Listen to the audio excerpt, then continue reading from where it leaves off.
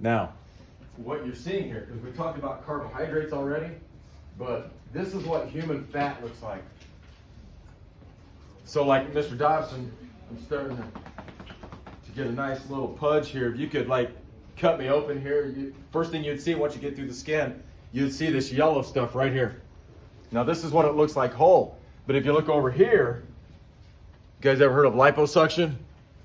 It's kind of where they lay you on the table, they kind of knock you out, and they take this really long rod with a hole in it, and it's got a lot of suction on it, and they poke you through your skin, and then they just go, and as it hits the fat, it pulls it out, just like that.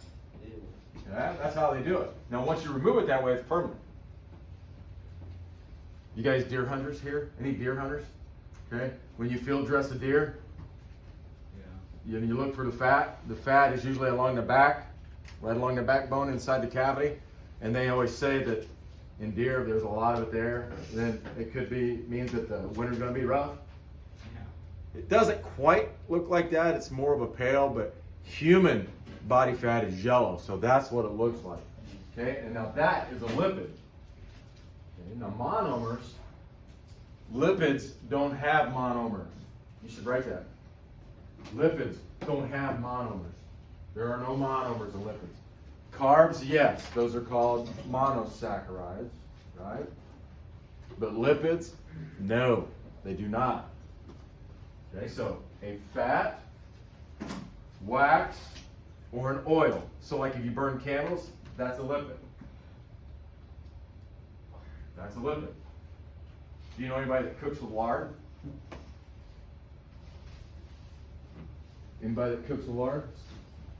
Come on, makes good stuff. Makes pies. Donuts. Donuts? Huh?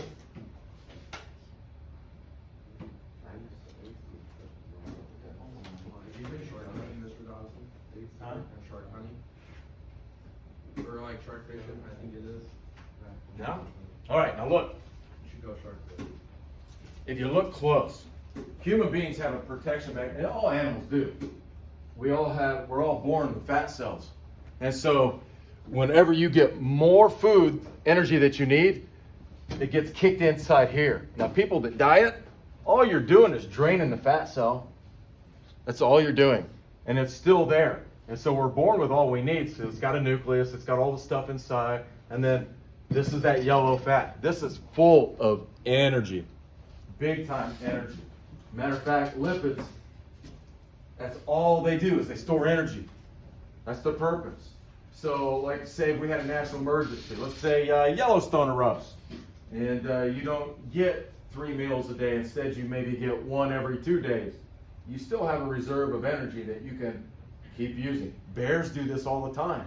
So like right now, the bears are getting ready to go to sleep, but all summer long, from the time they woke up, they start eating, just eating machines. And so they pack on a lot of body fat. Now that body fat they use for temperature, right? So when they're laying down and, you know, when you're not active, you kind of get cold, but that body fat will keep the temperature of their body normal.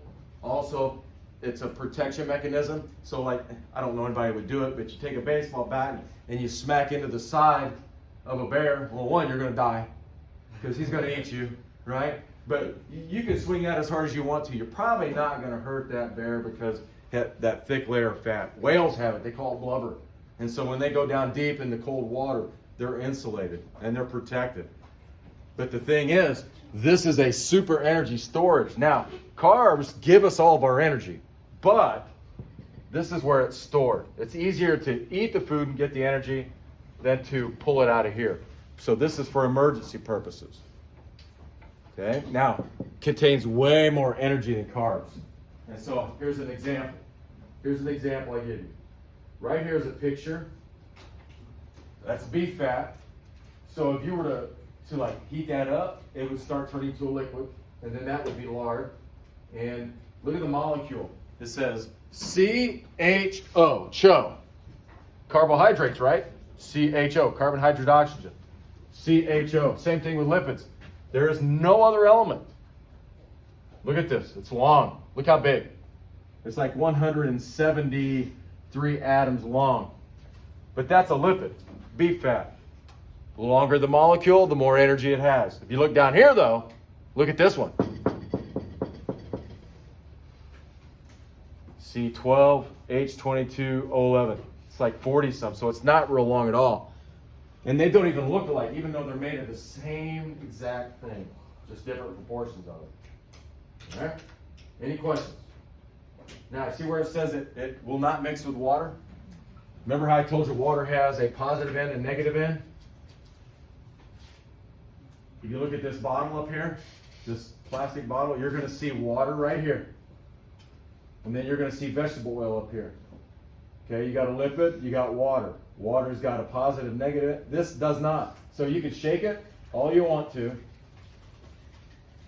and it's never going to mix. So you think it mixed, but within 5 minutes, it's going to be right back to the way it used to. And that's just an example of it. Okay, next one, nucleic acids. Nucleic acid. So there's the other one. So we talked about carbs, lipids. Here's the nucleic acid ones. This is the one you guys generally don't hear about because everybody thinks it's too complicated. But the whole idea for a nucleic acid, all it does is store information. So like if you want to, I don't know, build a column, you have to find a cell, get his DNA, you can clone him. We're already cloning dogs. We're cloning cats, we're cloning sheep. I think now you can spend 100 grand and you can clone your dog. You can have your dog forever. So once it dies, you can have another one and have a puppy and raise it again. That's for real. You can do that. But I think you have to go to South Korea to do it. But they take that DNA, that's the instructions on how to make that animal, or me, or you. And there's another one called RNA. RNA is just like the instructions on how to make a certain protein. Let's think of it this way. Your DNA is a cookbook. The RNA would be a recipe. So let's say Denny's lifting weights, right? And he's lifting, he wants to get muscle, he wants to bulk up. So he knows Mr. Meat's going to say, you go lift heavy weights. So he's going to start just ripping like 400 pounds, just bench pressing like crazy. 450 pounds. He's up to 500 pounds. And that's possible. It's possible. Mr. Stevens, I just talked to him. He's doing 400. He used to do 500. Only Mr. Stevens. Yeah, that's the only person we know. Yeah, it's the only person I know. That's the only person I know too. I knew a guy who could do 425. Was about my size. Yeah, He was this- strong. I met this old dude at the park playing basketball, and he said he's in 24/7 all the time. He can bench like 400 or 500. Maybe you can. Give him the benefit of the He's doubt. an old dude. He looks like he's 70. You might be able to. Who But knows? he's huge. His calves. I don't know. He looks like Some of those Dylan. older guys. Mr. Stevens a little bit old. He looks like He can Dylan. bench He pretty looks like good. Dylan Kid. Strength is the last thing you go when you get older. Speed is like the first. So I can tell you that's true. Let's say he's going to go lift, and he puts on a weight that he's never done before, and he can just all he can do is like 3. And in the process, what he's doing is he's micro tearing all the muscle. He's tearing the muscle, and the next day he's going to wake up and he's going, "Whoa, dude, I'm like sore." You guys know what I'm talking about? That's why you're sore, and so your body thinks it's injured, and all of a sudden it goes back to the cookbook and says, "Oh man, I need muscle. I need a muscle protein." So it goes to find the RNA that has the recipe, and it makes it. And next thing you know, it's repaired, and he's lifting more weight. That's how that works. Right? Now, what you need to know for the test, that when you're talking about nucleic acid, nucleotides are the smallest part of a nucleic acid. Nucleotide. Remember, that's your monomers. 1 unit. 1 unit. And so these would be nucleotides. You guys will know them all. There's one called adenine, thymine, guanine, cytosine. If you're talking RNA, there's one called uracil. And then when you put them all together, they make DNA. Cool thing about DNA, if you could actually hold it in your hand, you can't.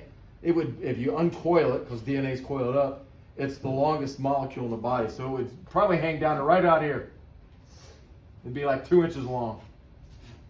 You still can see it because it's so small, but it's a really long macromolecule. It's a